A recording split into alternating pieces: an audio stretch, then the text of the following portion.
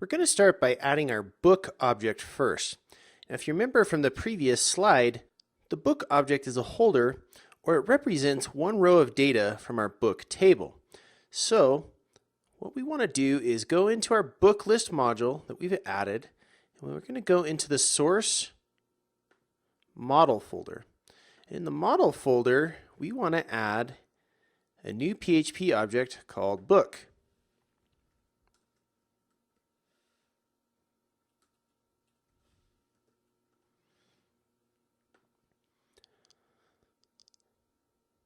The namespace for this class is going to contain our book list module followed by the model package or the model folder.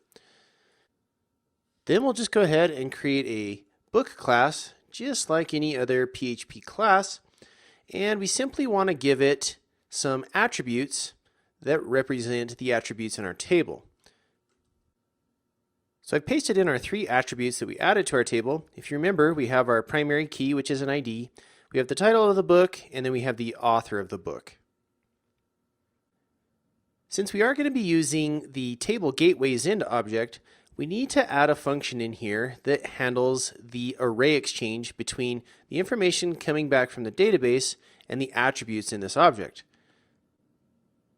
Okay, so here's what your exchange array function should look like.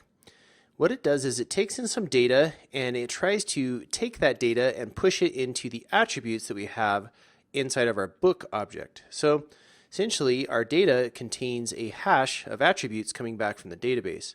And all we're doing is, for example, on this ID line, what we want to do is get a hold of that ID. If it's not empty, we're going to put it in there. Otherwise, if it is, we're going to set it to null. And so we initialize all of our attributes on our book object from this. So that consists of our book object, and right now it's fairly simple, and it's just a basic PHP object.